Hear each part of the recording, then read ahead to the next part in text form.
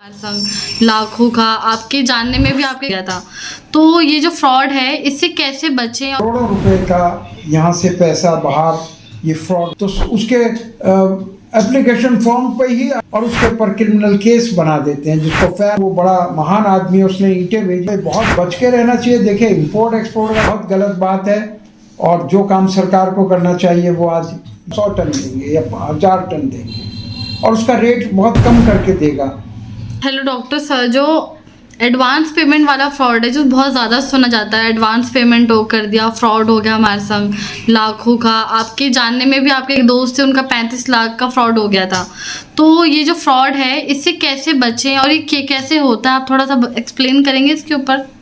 ज्योति जी, बहुत ही अच्छा क्वेश्चन पूछा आपने, क्योंकि हमारे देश में रोज़ ही करोड़ों करोड़ों रुपए का यहाँ से पैसा बाहर ये फ्रॉड वाले ले जाते हैं और केवल फ़ोन के ऊपर ये बोल देना साइबर फ्रॉड है, साइबर फ्रॉड है, इससे काम नहीं चलता है।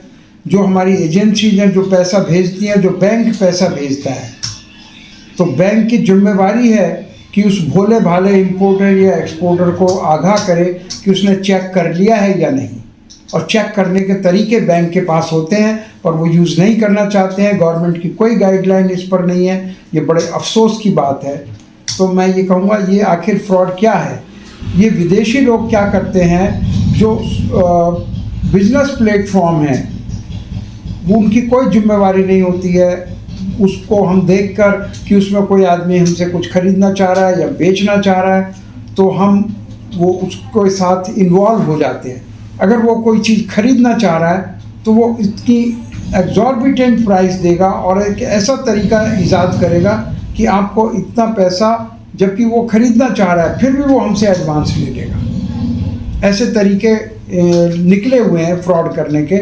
और इंपोर्ट में तो ये बहुत ही होता है। वो एक बड़े प्रोडक्ट का बहुत सस्ता रेट देगा। फॉर एग्जांपल, जैसे कॉपर है, कॉपर 600-700 रुपये किलो है, वो वहाँ से उसका रेट देगा 200 रुपये किलो और फिर वो कहेगा कि आप इसमें हम मिनिमम क्वांटिटी इतना देंगे, 20 टन देंगे या 100 टन देंगे या 1000 टन देंगे और उसका रेट बहुत कम करके देगा।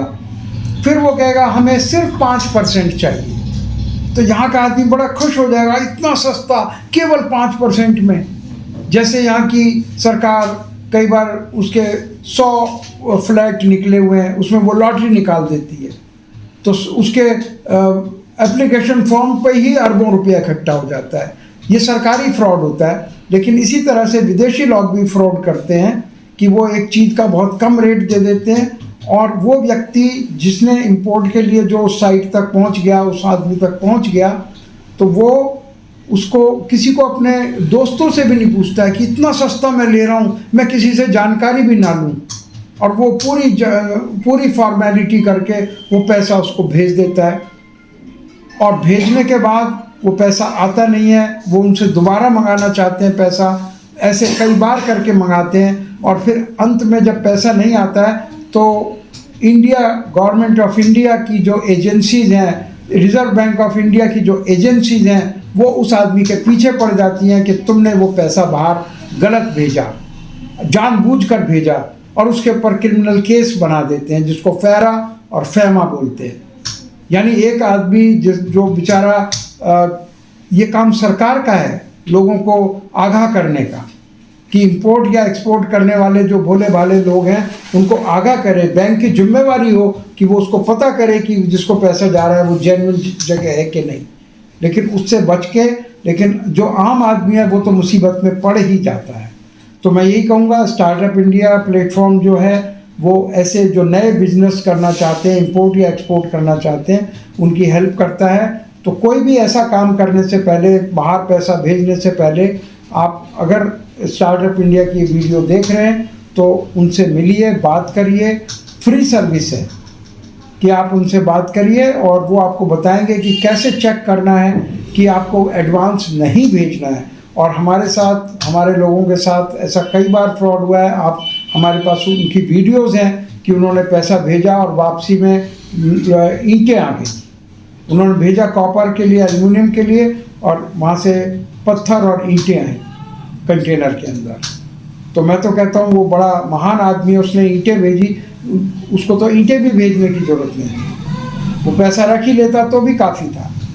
तो हमें बहुत बच के रहना चाहिए। देखिए इंपोर्ट एक्सपोर्ट का काम बहुत प्रॉफिटेबल है, इसमें कोई शक नहीं है, देशभक्ति का काम है, लेकिन बिना सीखे बिना समझे नहीं करना चाहिए।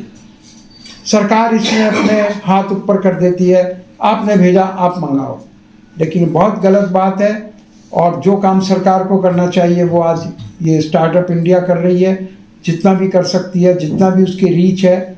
और ये वीडियो आप ज़रूर दूसरों को भेजें, जो लोग इंपोर्ट या एक्सपोर्ट करने की तरफ सोच रहे हैं, वो भी इस फ्रॉड से बचें। और इसके काफ़ी तरीके होते हैं इस उन आदमियों को चेक करने के, पर एक्सपोर्ट अपना पैसा एडवांस भेजने से पहले आपको उनका चेक करना चाहिए। इस पर आपने मेरी एक वीडियो बनाई है कि कैसे चेक करना चाहिए।